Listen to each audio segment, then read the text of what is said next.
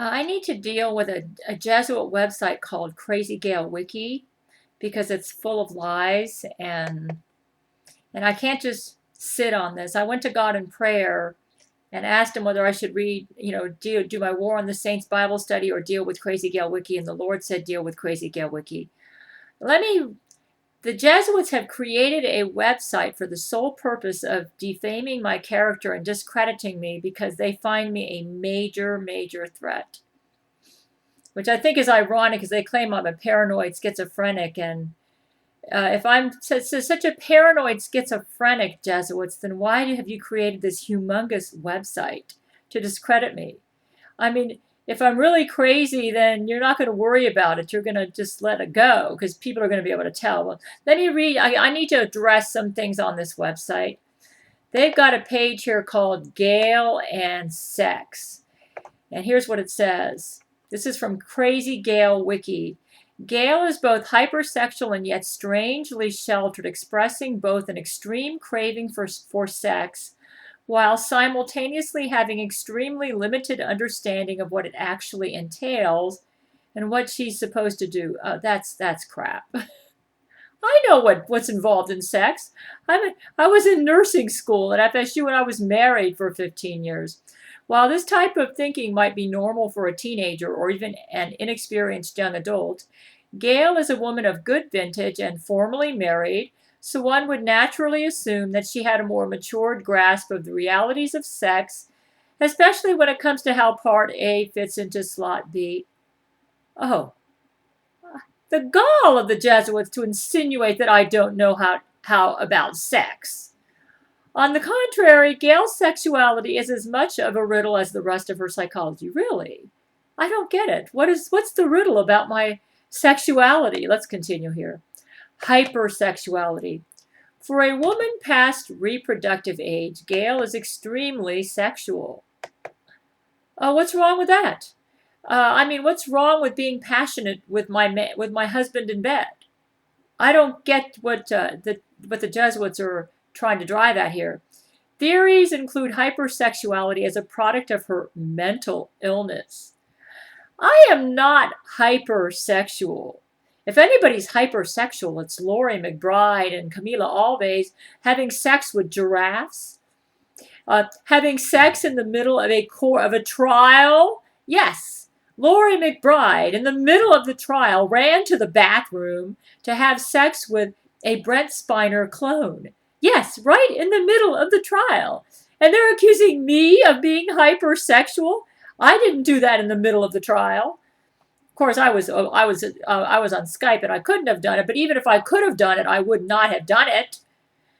Imagine the gall of these Jesuits saying that I am hypersexual when in the middle of the trial, Laurie McBride flashed all of these naked photos of her and Brent in all sorts of sexual positions, having bukkake sex, homosexual sex, sex with animals, sex with elephants, with footballs going into anuses. I wouldn't do this. And Jesuits, you're going to get on me about being hypersexual? Don't be a hypocrite. Theories include hypersexuality as a product of her mental illness or simply a method in which to fill deep emotional voids. Whatever the case, on tame days, she masturbates at least nightly. Oh, if only I had the time. Wishful thinking. And claims to receive constant sexual messages from the men throughout the day. Oh, we would love it if we could do this, Jesuits, but the problem is you keep us so busy with all your garbage, we don't have time to do constant sexual messages throughout the day. This is a bunch of crap. Enough to distract her with arousal and telepathic dirty talk at work. Brent Spiner, Matthew McConaughey, Hugh Jackman, Gerard Butler, and Vladimir Putin, we don't think that our desire to love and nurture each other is dirty talk. Maybe to you it's dirty, Jesuits, but we think it's awesome. And besides, they don't arouse me with telepathic dirty talk at work. Unfortunately, we are so busy, we don't have time to be lovers sometimes. So this is a gross exaggeration. I have had days where sometimes in the middle, just maybe once or twice in the 8-hour shift when I'm there at Walmart, Vladimir or Brent will try to turn me on, and it lasts maybe 5 minutes, but it's not that distracting, and it doesn't keep me from focusing on my job. And it doesn't happen. And lately, we've been so busy, it hasn't been happening. In fact, I think the last time this happened was maybe a month ago. I don't know. I can't remember. On far worse days, she spends her time entirely in bed, masturbating, to the point she neglects her daily chores. This happened more this past summer than recently. Recently, Brent and Vladimir and I, we've just been so busy. We haven't had time to be lovers. In fact, Vladimir Putin's been kind of complaining because he wants more time from me. And I said, I'm sorry, Vladimir, I've just been so busy. Well, see, it's not that he's complaining. It's just that it really encourages him when I make love to him. And Vladimir works so hard for me. He's practically behind Walmart every day judo chopping evil Jesuits that harass me at that store. And he deserves time for me. So when he asks for me to make love to him brain to brain, I almost always try to accommodate him. Because it really encourages him. He's a very hardworking president, and it really encourages him, and he deserves it. He's risked his life for me time and time again. Failing to understand intimacy, Gail has a tendency to insert her overt sexuality in places where it doesn't belong. Really, selfishly walking over the personal sexual boundaries of her lovers during inappropriate times. Oh, come on, Jesuits. That is an out-and-out lie. Why, Vladimir Putin's been feeling neglected. He told me he's not getting enough. I can assure you with 100% certainty that none of the men on my marriage list feel that I do this. In fact, it's the opposite. They feel like they're not getting enough. And I often feel guilty because I give like 95% of my attention to Brent Spiner. And I horribly neglect Matthew McConaughey and Gerard Butler and Hugh Jackman. I think it's been forever since I've made love to them brain to brain. Matthew, I've been encouraging him a little bit more because he went through hell with Camila Alves and he needed me to support him, so I helped him there. But these men, this is brain to brain sex, okay? These men, if they didn't want it, I would never force it on them. In fact, usually they are asking me, and they're saying that they want more. So this is not a situation where the men don't want me to make love to them. They are usually kindly complaining to me that they would like to have more. So no, this is totally off.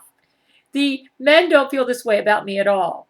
When Brent Spiner remembers his rape of Laurie McBride and falls into a deep depression, Brent doesn't fall into a deep depression about Laurie McBride because he has me.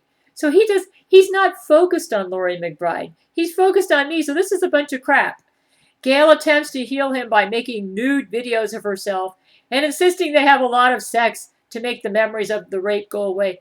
Actually, now that Brent has found the Lord Jesus Christ, he doesn't have that pain anymore. He's not depressed about Laurie McBride. He doesn't even think about her. She's not even in his heart. She's not even in his thoughts. He's thinking about me all day long. He's not even focused on her. So this is just a bunch of garbage. She similarly responds to the rapes of other men by making nude videos and having sex with them in a misguided attempt to straighten them back out. Actually, I make the nude videos because, my men want to be with me. And the Jesuits have made it that it's life-threatening for us to meet face-to-face. So we've had to resort to brain-to-brain sex. I make the nude videos to compensate.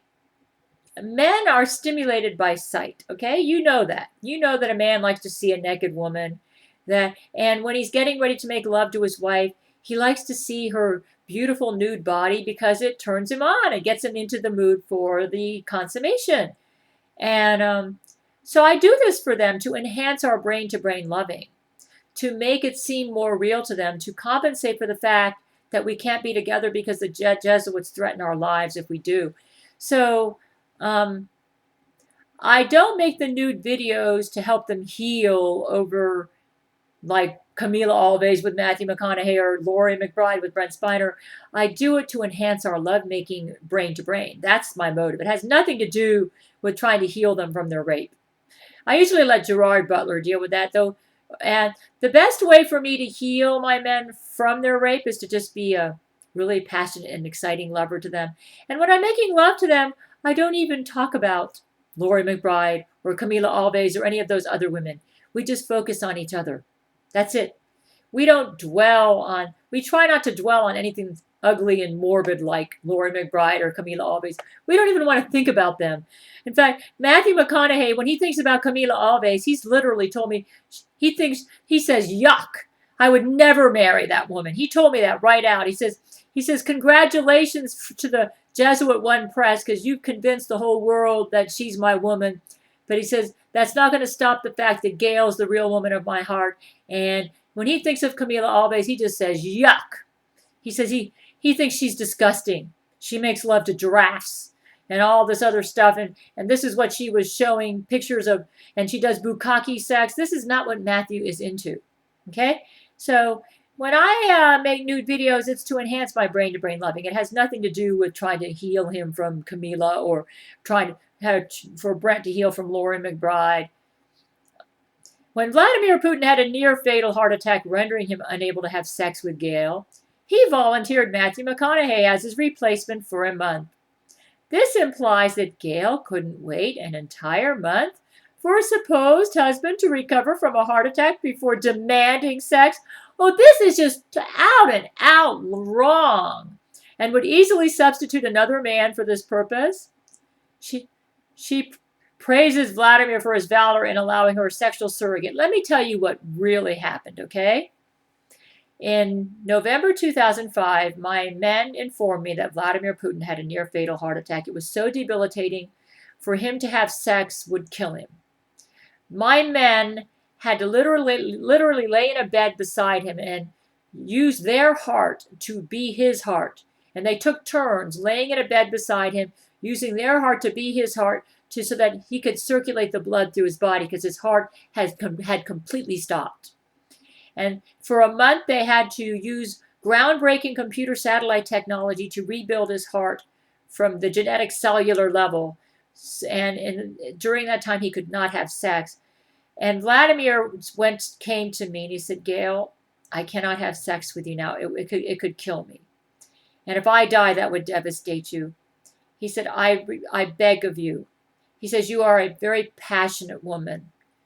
Could you please allow Matthew McConaughey, the star in your film Silver Skies, to be your substitute husband for a month? I said, Matthew, I said, Vladimir, I don't feel right about this. He said, you're the man that I need to be with, and I feel like I'm going to be betraying you if I go to Matthew McConaughey. I said, I don't want to do this. I feel guilty about this. Vladimir said, Gail, I insist. He said, I want you. He says, you're a passionate woman, and I just feel bad that I cannot meet your needs for this month. And I have a lot of respect for Matthew, and he really likes you, and he would like to do it.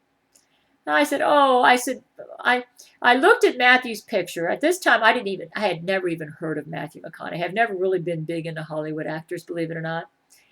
But I did know that at that time, my novel Silver Skies had just been made into a film. Steven Spielberg, I think, was working on it.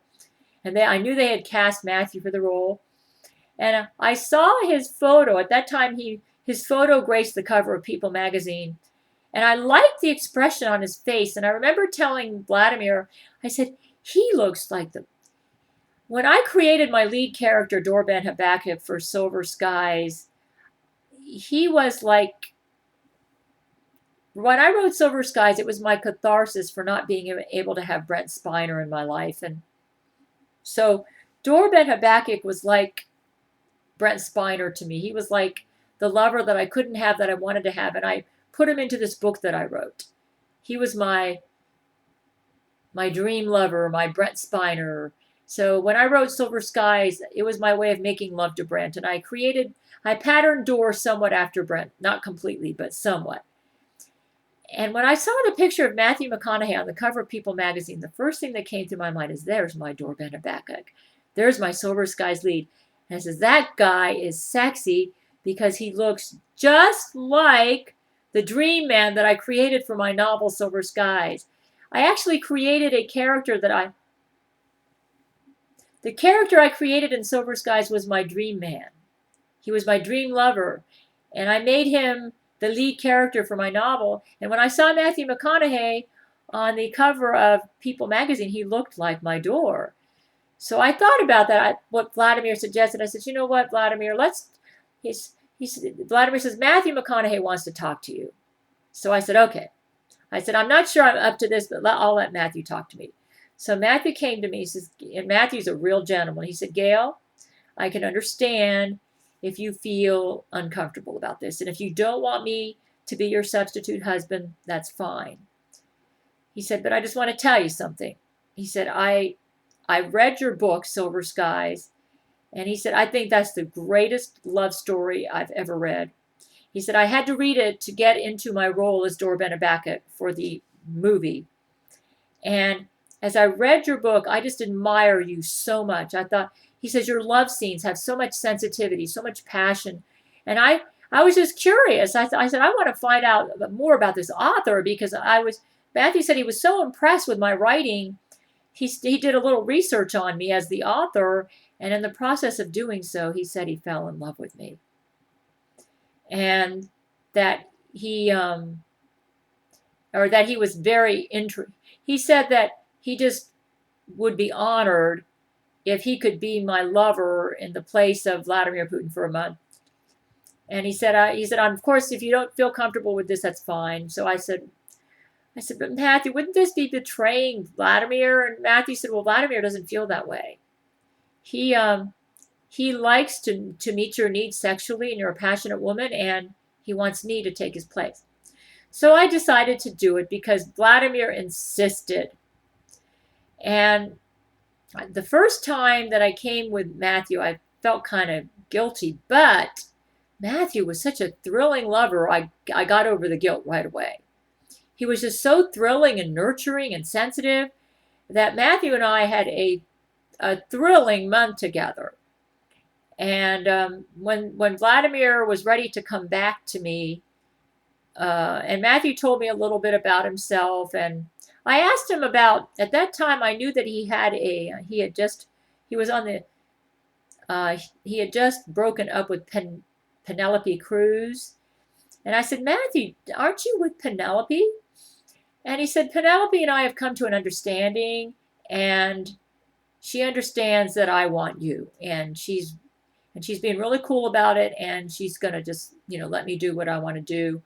And he just said it's not fair to Penelope that my heart is with you and not with her, and so I'm just going to move forward.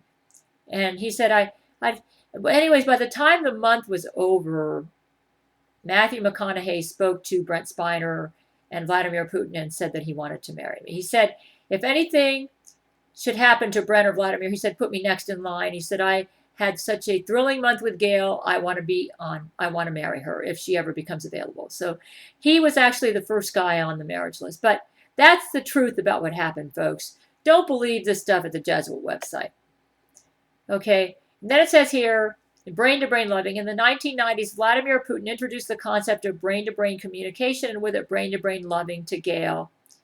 He introduced the technology by one day manifesting as a voice speaking to Gail in her head, seducing her with sexy talk, and demanding she go into the next room to have wild, passionate, telepathic sex. Her mom was let me tell you what happened. I was sitting on the sofa in the living room with my mom, and I just felt overcome by Vladimir. And he just said, Gail, he said, I've discovered a new technology, and I want to make love to you. He said, I'm just dying to make love to you. Can you please go to your room and let me love you the way that I feel? And I thought, oh my God, I'm going to get to make love to Vladimir Putin. And, I knew that he was crazy about me. So I went, this was the first time I'd ever had a brain-to-brain sexual experience. I went into the room and I just felt overwhelmed with, I could feel what he was feeling, and he nurtured me and he caressed me and he passionately made love to me, and it was so caring and so tender and so, it was awesome, man. I just felt, I thought, Vladimir, what a lover you are.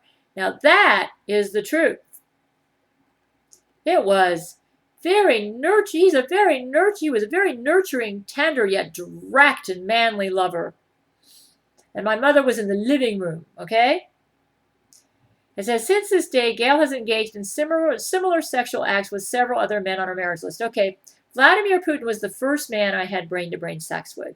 And I confined it with him until Matthew McConaughey. So with Vladimir, it was in 2003. And it was only Vladimir from 2003, 2004, up until November 2005. November 2005, I had the 1 month with Matthew McConaughey. And then I let off on that and went back to Vladimir, because that was the deal. And Matthew said he respected that Vladimir deserved to go back to me, and Matthew backed off after that. And then very quickly, the Jesuits did damage control. Once they knew that Matthew wanted to marry me, they wasted no time to get Jesuit Camila Alves, inject her into Matthew's life, and it devastated Matthew, because he's never wanted Camila Alves from day one. And all the stuff you read about her in the press, that's all Jesuit crap. And Matthew is not married to Camila Alves. He does have a clone, and the clone has been making some appearances with Camila. And I'm not saying all the appearances with Camila are clone appearances, but he's never wanted her from day one. From November 2005 till now, I've been the queen in Matthew McConaughey's heart. Brain-to-brain loving amounts to Gail lying in bed under the covers with a pillow on top of her as she masturbates externally. The way brain-to-brain loving works is I do use my fingers to pretend like that is the man's sexual organ, but there is an actual interaction between me and the man. It isn't just me all by myself, and it's more than just a physical interaction. You can sense the emotions of the man, because the brain to brain communication is more than just physical. You sense the emotions, you sense the feelings, and he can talk to me while he's intimate with me. So in some ways, this is better than sex, because you can actually sense the emotions of the person while you're having intimacy with them. Sexual morals. As a well-behaved Christian girl, Gail strictly believed in no sex before marriage and went to intense lengths to prevent it from happening. During the time she was dating her ex-husband, they never once hugged, touched, or kissed so as not to risk temptation and sexual arousal. Now, that is correct. In my 20s, I was very strict. I was so determined to save myself and be a virgin for my husband, and I was a virgin when I married my husband. By the way, I'm proud of that. I don't think there's anything wrong with being a virgin, but I think I went a little overboard. But Jesus said he was proud of me for my sexual standards as I dated my previous husband. And it is true that we never kissed or anything, and then we got married. And that's because the guy that I had before him was trying to get all over me, so it was kind of like a rebound reaction. I wasn't like that with every guy that I dated in my 20s. There were some guys that I had some passionate kissing with, but I never did have premarital sex. I was a virgin when I married my husband. Gail's morals would hit a frustrating impasse when she began to cheat on her husband with Brent Spiner. Yeah, that was kind of frustrating to me. Let me tell you what happened with Brent Spiner. I'm trying to cover a lot of ground. I was married to my ex-husband, and he turned out to be a cold lover, like a robot duck. Kissing him was about as exciting as kissing the wall. And then deeply passionate and warm Brent Spiner called me on the phone in 1991, and I know it was Brent. And he was just dying to go to bed with me. He would say, Gail, how are you? I'd say, I said, Brent, I know it's hard for you to talk to me like this. He said, it is hard for me to talk to you like this, Gail. He said, but I want you. I said, can I come over? I said, Brent, I said, it wouldn't be right. I can't let you come over. He said, why not? I said, it wouldn't be right. And then he just gently hung up the phone. Click. Brent's always been a gentleman.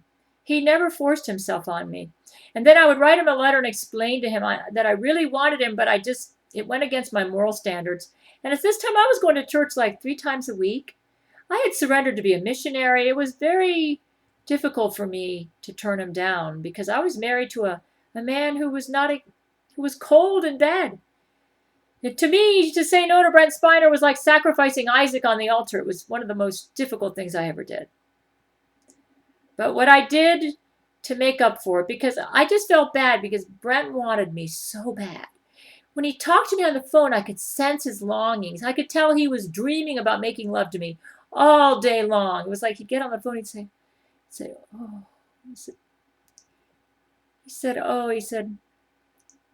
He would just say, why don't you just pull down your panties? And he said, I can just imagine what it would be like to make love to you. He talked to me like that. And oh man, he would turn me on. I would spend the rest of the day just dreaming about making love to him. It was so hard for me to turn him down. You say, oh, it was fake. It wasn't Brent, but no, it was Brent Spiner. Let me tell you how I figured out it was him. When my friend Melody Rondeau sent me Old Yellow Eyes Is Back, his first music album. And when I listened to the longings in the voice, I realized that Brent made that album for me when he was singing, good night, sweetheart, though I'm not beside you. Good night, sweetheart, still my love will guide you. He was singing about me. I thought, oh my God, he made that music for me. And when I heard that, I fell in love with Brent Spiner. I thought, when I said Jesus and I've got to turn him down. I said, Lord, this is so hard. I said, I want to be with him. Anyways, it was Brent Spiner. The Jesuits know it was Brent Spiner. And Brent even tells me himself it was Brent Spiner. And even in the courtroom, if you were to put Brent under lie detection, he would tell you he did call me. Anyways, we got the evidence for it. It was Brent Spiner. And I had to turn him down. The way I made up, I felt guilty because I wanted him, and yet I felt guilty for turning him down because he wanted me so bad and I felt like he deserved me. You see, at this time, Brent and I before Brent propositioned me, he was helping me fight government corruption because I was being harassed by the government over my child, and he helped me with that. Anyways, it says when Gail divorced her husband, she started to have brain-to-brain sex with Vladimir Putin and various other men, including Brent Spiner. That's not completely correct. When I divorced my husband, I didn't have brain-to-brain sex until 2003. And when I divorced my husband, Brent had wiretapped my phone, and I was talking to him on my phone. There was no brain-to-brain communications at this time. This came later. Vladimir Putin is the one who introduced me to brain-to-brain sex. When I divorced my husband, I was dreaming about Brent Spiner every day. In fact, Brent Spiner played a role. He played a role in the movie Esther. Yeah, I think he worked on that with Franco Nero to honor me. And like I said, I'm covering a lot of ground in this video, but there's a bunch of crap in this Jesuit website. And I'm going to be dealing on this video about Gail and sex and what they say about me.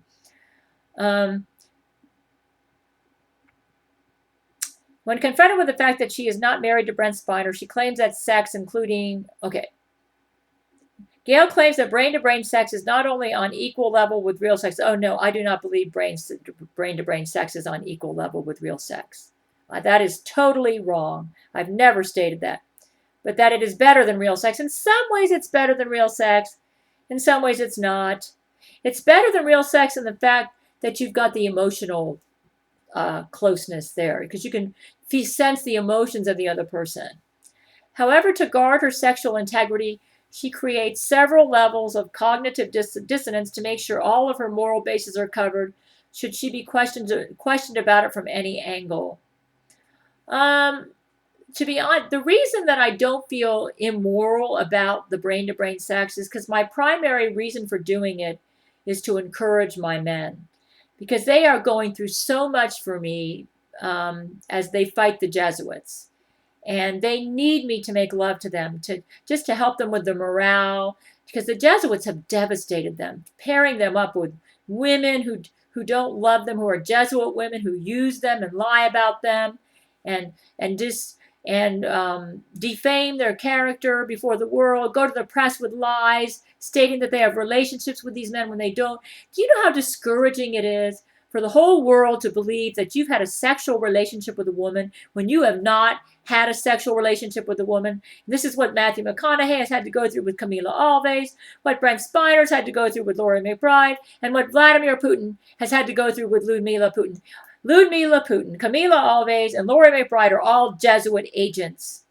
Their job was to destroy the love that these men had for me.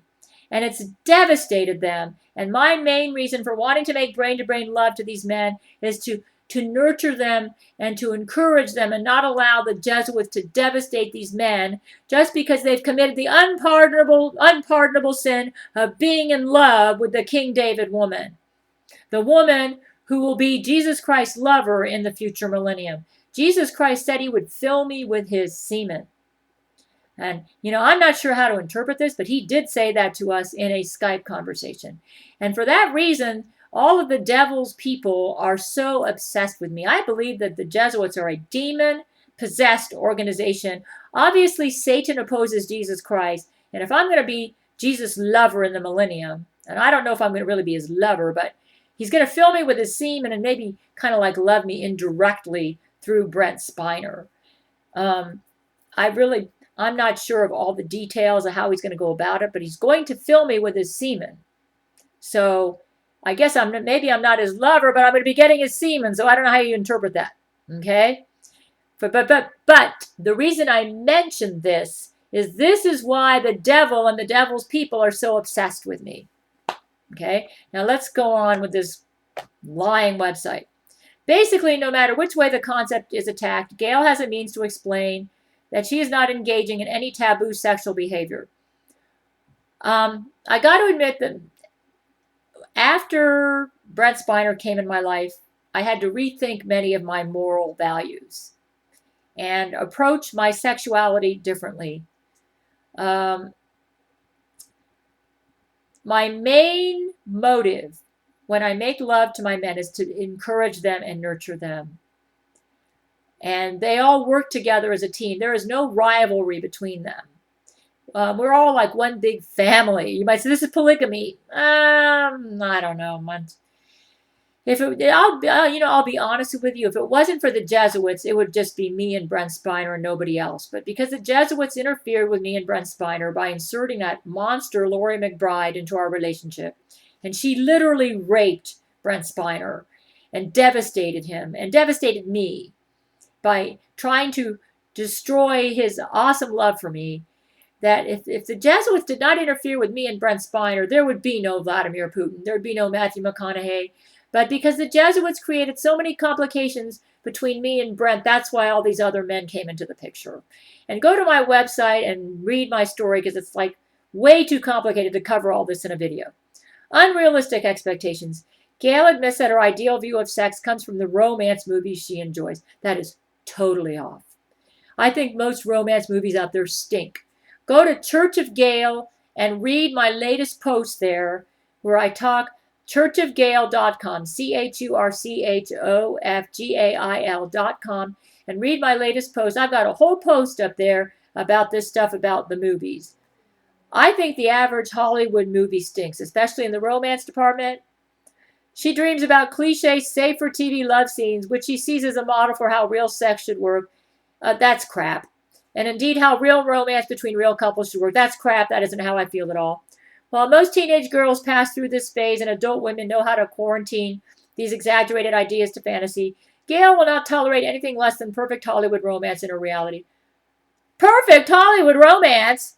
Are you kidding?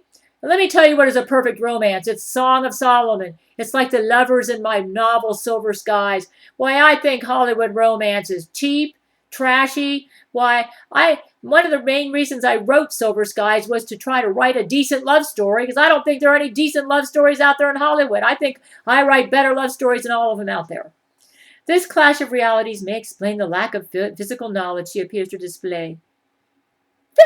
Lack of physical knowledge. I know what's involved in sex. Goodness, I'm 54 years old, and this is crap. Even though she's had a great deal of actual physical sex with her ex-husband, Gail claims that Brent Spiner's penis is roughly 18 inches long. I never said that. His penis is most certainly not 18 inches long, and Vladimir's girth is more than 2.5 inches across. I'm not sure about that, but, why are the Jesuits bringing all this up? I mean, this is crazy. While she realizes that these dimensions are not normal, speaking with excitement about how Vladimir will stretch her out, I wouldn't speak with excitement about that. And Brent will have to do her in strange positions. Oh, this is so... Jesuits, you are the ones that need to go to the mental hospital, okay? You are sick. The way you talk. She is unaware that what she is imagining is actually physically impossible. I do know one thing for sure. Brent Spiner's penis is not 18 inches long, okay? As far as Vladimir, I think I'm going to stay off that subject. Let's go on. In the dildo call, Gail is confronted with a sex toy. Oh, yeah. During the trial, Laurie McBride hit Brent Spiner over the head with a dildo and made him cry. Laurie McBride is the sex pervert, not me. Gail is confronted with a sex toy that is roughly half the size dimensions she is imagining for Vladimir Putin and Brent Spiner. Why are the Jesuits bringing all this up? When she attempts to use the dildo and fails to even insert it, she comes to the conclusion they're actually Vladimir, Brent, and Matthew McConaughey gave me a dildo for a Christmas present. And I thought, oh my goodness, I can't believe they did this. But I don't really like to use it because, it's not really, it's not bad.